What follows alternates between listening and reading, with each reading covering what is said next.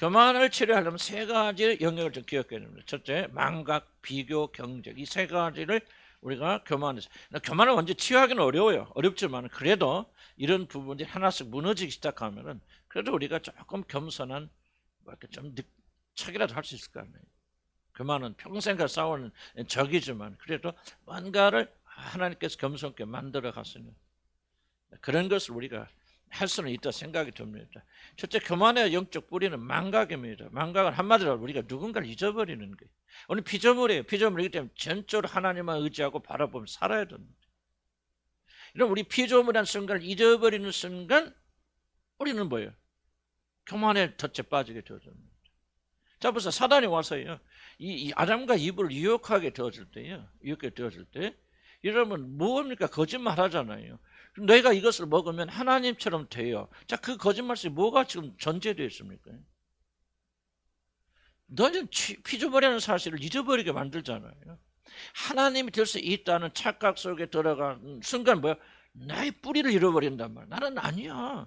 내가 아무리 해도 피조물이고 만들어진 거 하나님 없으면 숨조차 쉬지 못하는 자가 아니 하나님처럼 된다고? 아예 근접도 안 할 텐데 사단의 이 거짓말에 뭐를 잊어버리는 사람들이 현실 감각, 나는 피조물이 하나님의 은혜가 필요한 자, 하나님 없이는 절대로 살 수 없는 자라는 사실을 순식간에 잊어버리게 된다, 망각하게 된다. 교만은 어디서 오냐? 이런 망각에서 와요. 그래서 왜 하나님께서 끊임없이 고난과 고통을 통해서 뭘 하시느냐? 우리가 누군가를 기억하게 하시는 거예요. 흙에서 온전돼요. 흙이니 흙으로 돌아갈 수밖에 없고 하나님의 은혜 아니면 도무지 살 수 없는 그러한 자라는 사실을 하나님께서 지속적으로 기억시켜 주는 것이죠. 바울이 말했잖아요. 바울이 왜 내가 하나님께서 우리들을 사형 선고 받은 자를 그런 고난 속에 두시느냐? 죽은 자를 다시 살리시는 하나님만 의지하는 게 뭐예요? 피조물이잖아요. 이게 바로 우리 영생의 길, 생명의 길인데요. 피조물이라는 사실을 잊어버린 순간 여러분들은 교만해진다. 그래서 기억해야 돼요. 나는 하나님 은혜가 아니면 살 수 없는 피조물이다. 근데 이게 참 기억하면서 하나 힘들죠? 뭐가 제일 힘들합니까? 내가 누군가를 기억하는 게 제일 힘드는 거예요. 그러나 내가 누군가를 기억하지 않으면 우리는 살 길이 없어요. 이런 교만 오면 다 무너집니다. 교만하면. 윤리와 도덕적인 실수하고 실패하고 차원이 다른 점입니다. 교만이 들어오면 다 무너지게 돼요. 다 무너지게 되죠. 하나님 안 찾습니다. 하나님 안 갑니다. 기도 안 합니다. 여러분 육신이 최고로 올라오게 되어집니다. 죽음의 길이에요. 교만이 올라오면. 그래서 우리는 목숨 걸고 교만하지 않도록 발버둥 치려면 뭐 해야 되냐? 항상 기억해야 돼요. 그래서 내가 이게 조금 이게 올려주면은 그래서 내가 이런 얘기를 많이 하는 것이 내가 이제 갔을 때 어떤 망둥이들이 올라올지 난 몰라. 내가 왜 여러분들이 이 강단성에 절대 안 올리는 줄 아십니까? 이게 상징적 자리예요. 이 강대상 올라오면 다 교만해집니다. 장로들이 왜 교만해집니까? 강대상 올라와서. 강대상 올라오는 순간요, 그 사람은 목사님과 나나 다를 게 뭐가 있어? 무의식에 그게 들어옵니다. 난 절대 왜 우리 교회에 직분 안 주는 줄 아십니까? 내가 여러분 위해서 그런 거예요. 여러분 직분 가지는 순간, 여러분 장로 순간 보는 순간요, 단 한 사람도 평가할 수 없어요. 다 교만에 빠져버려요. 그러지 않은 사람 나 거의 보지 못했습니다. 살려면 끝까지 여러분 기억해야 돼. 내가 누군가. 나도요, 뭐 좀 잘을 되네 뭐 그때부터 말도 못합니다. 그래서 평안이 제일 사실 무서운 것이고요. 안전이 제일 무서운 거예요. 두려워할 줄 알아야 되고요. 모든 게 잘 된다고 생각하는 그 순간부터 우리는 죽기 시작. 교만이 올라가기. 교만은 절대 죽지 않습니다. 없어지지 않습니다. 방심하는 순간 순식간에 올라와서 우리는 교만한지도 모르죠. 여러분 영혼을 사로잡습니다. 그래서 끝까지 항상 기억해야 돼요. 나는 풀이다 뿌리다 아무것도 아니다. 하나님의 손으로 만들어진 것이었죠. 만들어진 거예요. 창세 1장 1절 항상 기억해야 돼. 태초에 하나님이 천지를 창조해서 나를 지으셨다. 그 무슨 말이야? 하나님이 없으면 우리는 죽는다. 하나님 없으면 흙이에요. 흙으로 돌아가는 거예요. 짐승이 밟고 다니는 거예요. 뱀이 뭡니까? 뱀아 너는 죽을 때까지 뭐 하는 거예요? 흙을 먹고 살 것이에요. 사단의 밥이에요. 이걸 잊어버린 순간 여러분 영혼에 게으름이 들어오고 여러분 죄가 들어오고 교만이 들어와서 우리는 멸망의 길로 들어가게 되어집니다. 뭘 해서 기도해야 됩니까? 항상 내가 하나님의 필요한 피조물이 하나님 없이는 다른 사람 살 수 없는 다른 사실을 이러면 진지하게 기도해야 될 거 아닙니까? 이걸 위해서 기도하는 자, 겸손한 자를 이러면 기도 자체가 여러분 뭐랄까 좀 경건해질 것이고 진지해질 거 아닙니까? 하나님은 나를 기억할 수. 시편 읽어보세요. 나는 먼저 흙 같은 자입니다. 이런 자를 긍휼히 여겨주시고 전부 보세요. 시편 읽어보면 전부 다 밑바닥으로 내려간 자들의 기도입니다. 진흙에 있는 자들의 기도예요. 하나님이여 나를 돌아보십시오. 주여 나는 가난하고 불쌍한 자이오니 하나님이여 나를 긍휼히 여기소서. 시편 부지런히 읽어보세요. 그 안에 전부 보니까 우리 인간이 하나님 떠난 인간이 얼마나 비참한 인간들. 우리가 기속적으로 하나님 말씀 읽으면서 이렇게 기억해야죠. 좀 돈 좀 생겼습니까? 좀 건강해지셨습니까? 부부 사이가 조금 좋아지셨습니까? 그냥 좀 사업이 좀 잘 됐습니까? 좋은 직장에 취직하셨습니까? 여러분 집에 가서 이제 먹고 살 거 걱정 없습니까? 밥 먹고 잘만 하십니까? 그게 바로 여러분 교만에 이르는 길이란 말이에요. 안 해요. 하나님의 은혜가 떠나가면 여러분 그 순간에 무너질 수밖에 없다. 진흙이 될 수밖에 없다. 흙이 될 수밖에 없다. 기도하세요. 바랍니다. 먹고 사는 게 중요한 거 아니야. 좋은 집에서 살아없으면 몇 년 살 거예요? 100년 살 거예요? 1000년 살 거예요? 아니죠. 조금 있다 여러분 천국이나 지옥이나 여러분 영원한 운명이 결정되는데 그때 가서 웃으세요. 그때 가서 편하게 사시기 바랍니다. 겸손 처음부터 마지막까지 겸손. 우리가 누군가를 겸손. 그래서 밑에 중간에 내려봅시다. 그래서 욥기 28절 여호와를 뭐요? 인정하는 것이 지혜의 시작이다. 여호와를 인정하는 것이. 여호와를 인정한다는 말이야. 그는 창조주시고 나는 피조물이고 그는 하늘에 계시고 나는 땅에 있는 자라. 그러므로 내가 존재할 수 있는 그분의 은혜밖에 없다. 여호와를 인정하는 것이 지혜의 근본이에요. 그래서 모든 일을 할 때마다 겸손해진다 그 말이에요. 그 사람. 겸손하게 하는 게 모든 일이 잘 풀리겠죠. 잘 되겠죠. 하나님 축복이 임하겠죠. 이것을 잊어버리는 순간 그건 지혜를 잊어버린다. 여호와를 잊어버리고 내가 창조주고 그러니까 우리는 피조물의 사실을 잊어버리는 순간 여러분의 모든 지각과 지혜는 다 허물어져 버려요. 그런 문제가 일어나는 거예요. 기억해야 돼요. 그래서 밑에 두 번째 잘라 이런 말을 씁니다. 하박국 선지자가 뭐가 구원의 궁극지라 말합니까? 모든 세계가 하나님을 인정하는 거 경외하는 것이 구원의 완성부죠. 그래 하박국 2장 14절에 보면 이런 잘 알잖아요. 찬양도 있죠. 물이 바다를 덮은까지 여호와는 지식에 온 세상에 충만하는 것을 가리 구원이란 말입니다. 우리가 잘 먹고 잘 사는 게 아니라 하늘나라 가면 뭐 가서 잔치하고 뭐고 매일 그거 연속성만 생각하거든요. 좀 하늘보다 우리나라 뭐 유명한 식당의 음식이 더 맛있을 줄 몰라.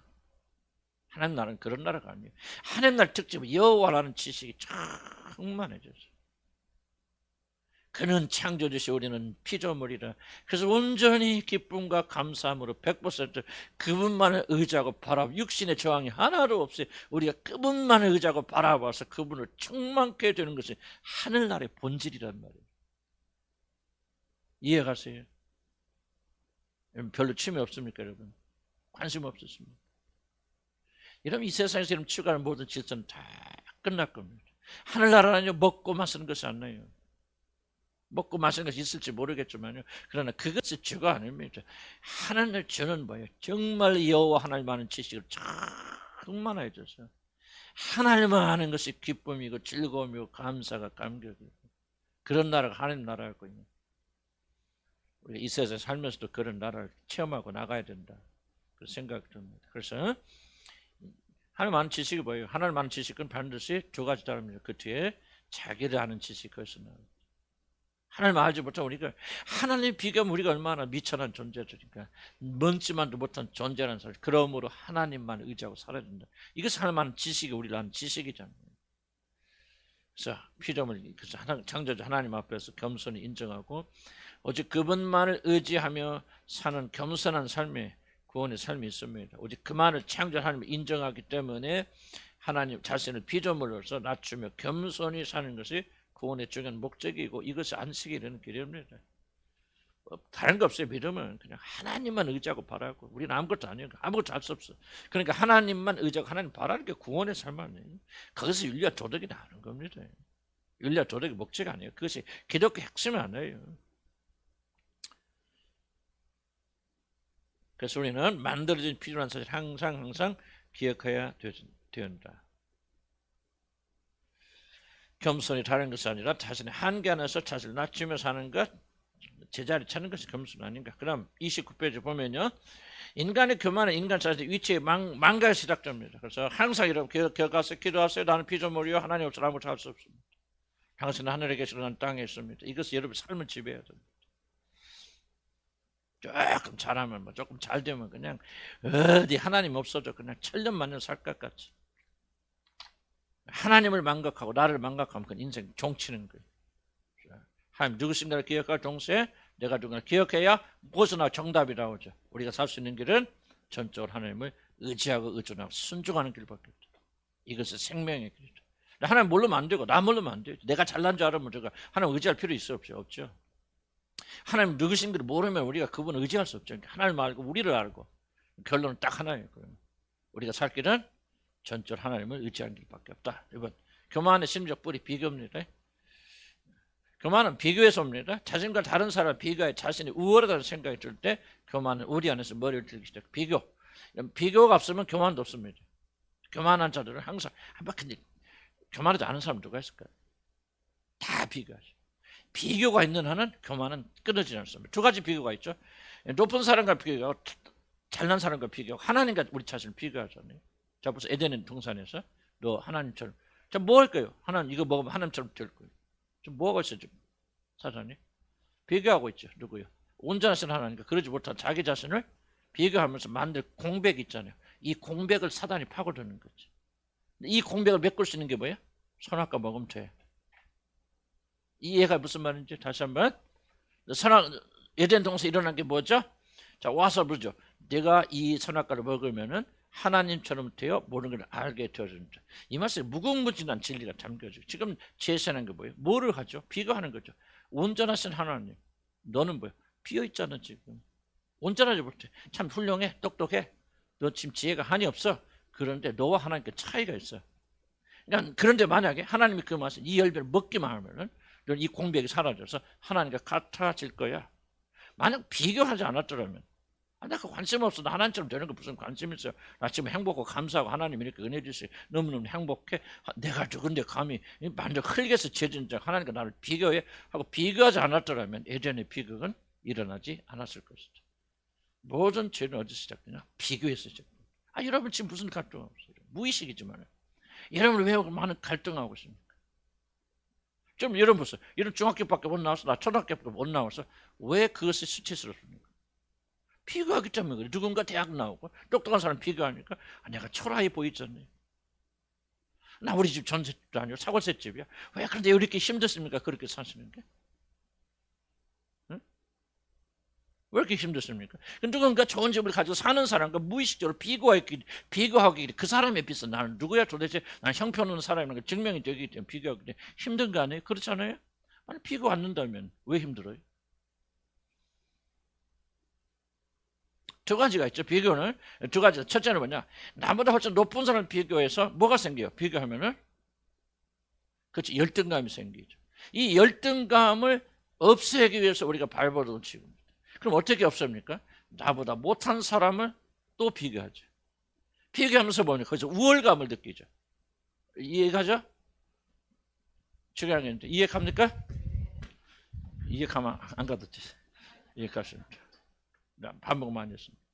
자, 여러분은 두 가지 비교를 합니다. 무의식적으로 진짜 영적 뿌리는 하나님과 우리를 비교하는 건데 거기까지 나가지 말고 우리보다 높고 성공하고 훌륭한 사람들을 비교하면서 뭐를 가진다? 열등감을 가진다. 그 열등감을 해소하기 위해서 뭐 한다? 나보다 못한 사람을 비교하면서 이렇게 해소하죠. 부부간에 싸우는 거예요. 굉장히 단순합니다. 여러 가지 원인이 있어요. 그 중에 하나가 뭐냐? 바로 이 싸움이에요. 남편이 아내 혼내죠.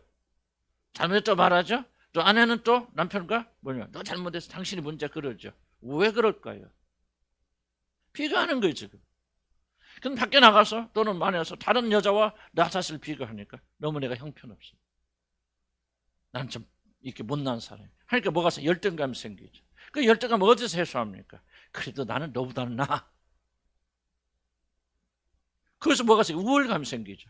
열등감과 우월감이 같이 합쳐놓으면 거의 비슷해지거든요. 사실 부부간에 싸우는 큰 원인이 하나도 이 열등의식, 이 열등감, 여러 가지 다른 요소도 있겠지만, 그래서 이것을 막 교만한 사람에게서 반드시 이런 것은 비교의식이에요. 그래서 어떤 의식을 가지냐, 타락된 마음을 가지고 있기 때문에 우리들은 지속적으로 나보다 못한 사람과 비교하면서 내가 낫다고 생각하고 내가 나보다 못하다고 여기는 사람들을 지속적으로 멸시하죠.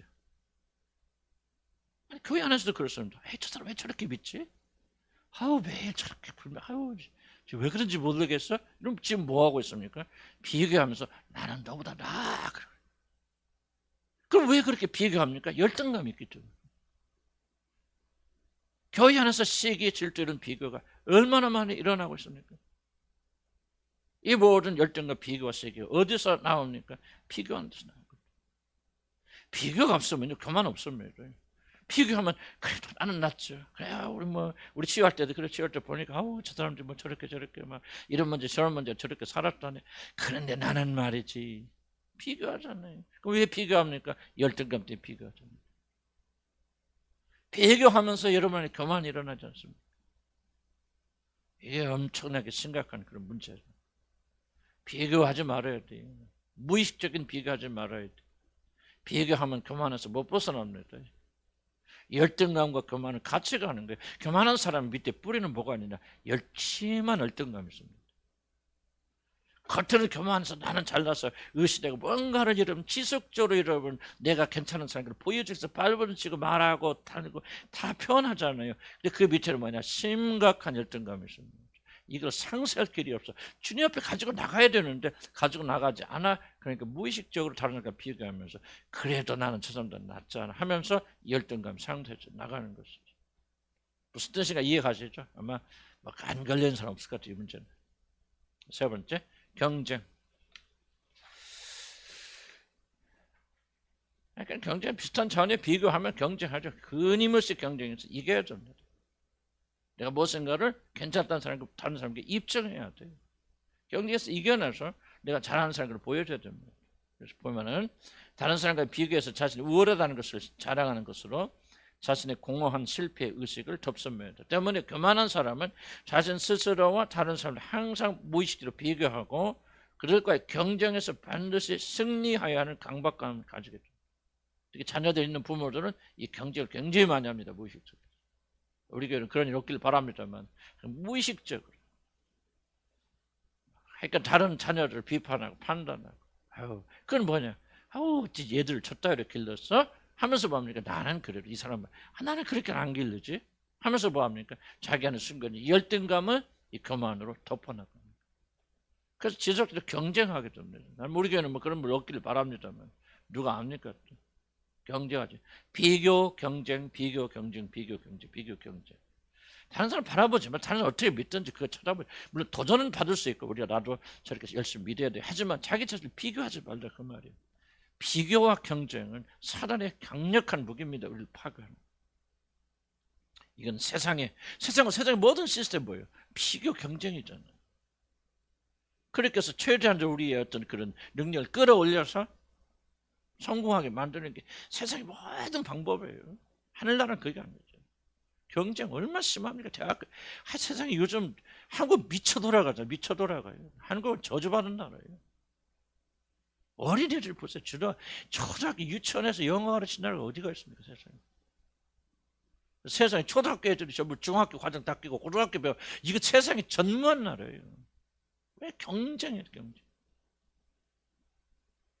이게 정말 나는 이게 한국 사람이지만요. 한국 진짜 이게 난 처음에 한국에 많은 자부심을 가지고 살았지만요. 한국 사람 참 뛰어난 것도 많고 참 좋은 것 많은데 이놈의 마음은 다 비교 경쟁 이게 얽혀 있어가지고 이건 정말 나라 전체가 지금 이상한 나라가 돼요. 그리스도인들 그러면 안 되죠. 그리스도인들 경쟁하면 안 돼요. 열심히 자기 노력하면 되는 거. 왜 다른 사람 비교하면서 경쟁하고 비교하면서 경쟁한다 그 말이죠. 애들 스트레스 받죠. 여러분 보세요. 경쟁심이 강한 부모 밑에 아이들은 반드시 스트레스 받아요. 애들이.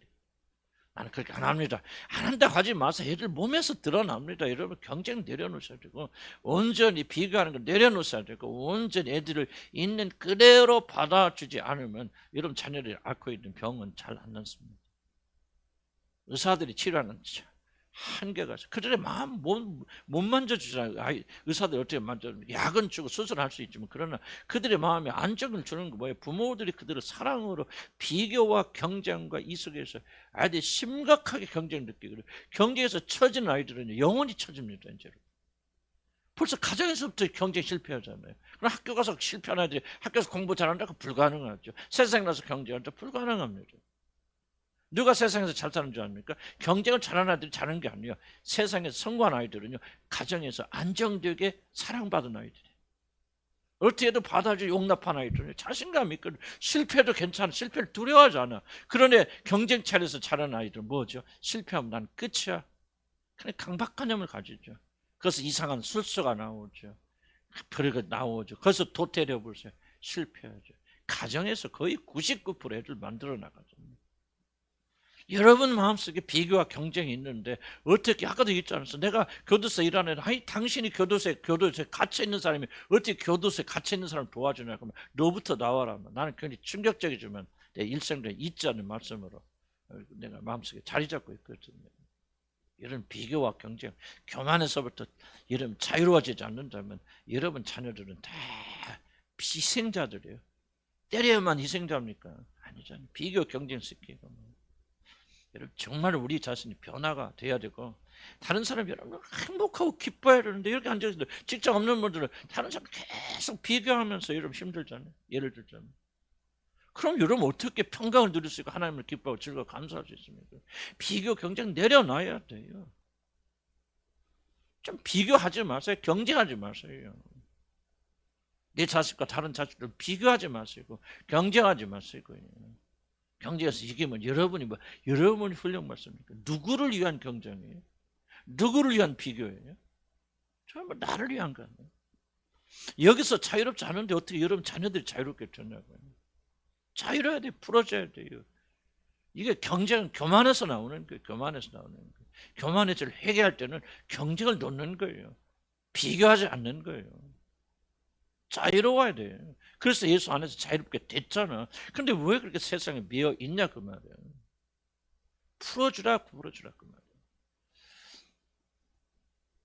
밑에 좀 심한 얘기지만 C.S. 레이스 얘기 내가 좀 인용을 했습니다만 여자들이 이미 결혼한 자들을 여자는 남자 똑같지만 이미 결혼한 여자를 이쁜 여자들 유혹하고 넘어뜨리잖아요. C.S. 레이스 그런 겁니다. 절대로 그렇게 하는 거지. 어쩌면 행복하게 사는 가정이 있는데 어떤 여자들 물론 남자도 마찬가지지만 특히 여자들이 많이 없는 줄 희한하게 그래서 그 유부남을 많이 유혹해요. 그래서 여러분 유부남을 유혹해서 넘어뜨리지 않습니까? 결코 그들이 성적인 목적에서 그런 거 아닙니다. C.S. 이런 말 하는데 그런 여자일수록 성적으로 냉정한 사람, 성적인 감을 못 느끼는 사람들, 속된 말로 성적인 재미가 없는 사람들이야. 그런데도 자기의 모든 미모를 동원해서 결혼하는 남자를 넘어뜨리는 것은 딱 하나입니다. 목적이 뭐냐면 바로 지금 네가 사는 이 여자보다 내가 더 나아 하는 것을 입증하기 위해서 그런 유혹을 한다는 거예요. 이게 뭐냐 사람들이 많이 바람피고 뭐 하는 것처럼 굉장히 숨어있는 그런 거거든요. 뭐 지나간 다 이야기를 여러분 해당은 안 되겠지만 그러나 이 경쟁이 이렇게 무섭다는 거예요.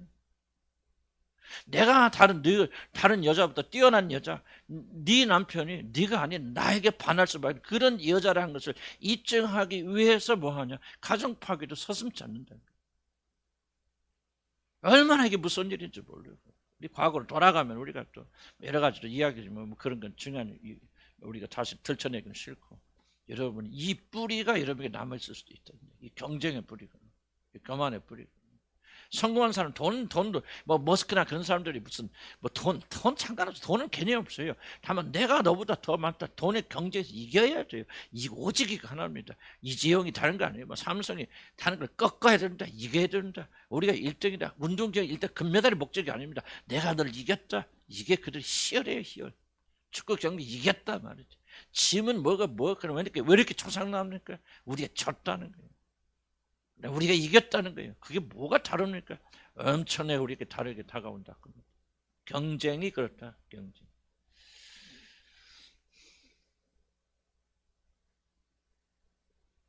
약간 열심히 성공에 집착하는 사람들은 경쟁할 수 없고 무의식적으로 경쟁하고 있다. 그리고 교회나 선교단체에서 의외로 경쟁을 부추긴다. 그게 바로 난 그리스도의 정신이 아니라는 거예요. 복음의 정신이 아니라는 거예요. 복음을 말하면 또 복음의 정신이 아니죠. 복음의 정신이 모든 걸 내려놓는 거죠. 내려놓는 거. 내려놓으면 사람들 경쟁 안 해요. 경쟁 안 하면 교회나 선교단 이런 보세요. 전부 전도한다. 뭡니까? 전부 경쟁시키잖아요. 전도왕 그게 뭐 전부 경쟁이거든요. 아니 뭐 몇백 명 경쟁했다. 왜? 아마 별 붙여주잖아요. 참 세상에 사단이 쓰고 있는 방식들. 그러니까 효과가 있어서 막 전도를 하지만 내가 던지고 싶은 중요한 질문 그것이 얼마나 열매 맺을까? 그래서 참된 열매를 맺을까? 이게 궁금하다 그 말이에요. 헌금도 경쟁시키잖아요. 이번 뭐 건축헌금 하는데 뭐 어떤 장로님이 이러겠습니다. 매라겠습니다. 막 어떤 권사님. 자, 이게 전부 경쟁시키고 있잖아요. 이걸 목사들이 깨닫지 못하고 있다 그 말이에요. 저도 사실은 무릎쓰기 나도 그런 과거에 막 여러분 칭찬을 격려할 때 경쟁시키는 게 있었구나. 나도 굉장히 주님께서 깨닫게 해주셨어. 내가 그때부터 멈추잖아.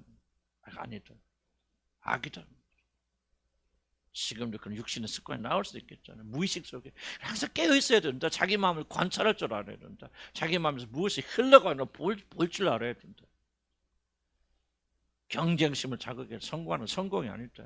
하나님 나라의 대적과 반대되는 것이 마귀의 나라에 사는 거죠. 왜 마귀의 나라에 사는 방식이 왜 교회 안에 선교단체 들어와가 서로 경쟁시키는 그 말이에요. 그러니 그 안에서 나오는 사람들이 복음을 말하면서도 점점 복음과 멀어지는 사람들 살잖아요. 그러나 이유를 알아야 돼. 나도 처음에 이해가 안 됐어. 도대체 왜 이렇게 복음 하는 단체들이 나는 몇 군데 아는데 뭐 그렇게 비복음적일까? 나 몰랐어. 근데 이걸 공부하고 보면서 그렇구나. 성공 뒤에 뭐가 있고 비가 있고 경쟁하는 게 있고 뭐가 있고 이것은 바로 복음 말하자면 복음의 반대되는 정신으로 나가. 우리는 그러면 안 됩니다. 경쟁하면 안 돼. 주님을 한 교회는 또 다른 교회 몇 분 오셨지만 여러분 주님을 한 교인들은 경쟁하면 안 돼요. 이건 반복음적이고 반기독교적이고 주님의 정신에 철저히 어긋나는 거죠. 겸손하게 그냥 섬기자 그 말에 섬기면 되는 것이지 왜 그렇게 경쟁하고 있느냐. 쭉 내려옵시다. 교만한 사람은 어디를 가든지 누구를 만나든지 항상 경쟁하게 됩니다. 반드시 그 경쟁에 승리하여야만 하는 강박관념을 가집니다. 이들이 경쟁하는 목적은 자신이 경쟁에 승리함으로 얻어지는 내면의 만족이지 결국 경쟁에서 승리함을 얻어지는 물리적 보상이 좋죠. 그러니까 그 사람은 아무것도 바라지 않아요. 열심히 헌신하니까 우리는 헌신한다고 생각하지만 그들이 알고 있는 것은 뭐냐? 내적인 보상, 그리고 경쟁에 승리하는 것. 이게 무서운 거죠. 이들이 버리는 경제 참된 목적 메달이 아니라 자신과 경쟁하는 자들. 이게 어떤 승리의 기쁨, 즉 자신들이 다른 것보다 뛰어난 존재는 사실 입증하는 것이죠.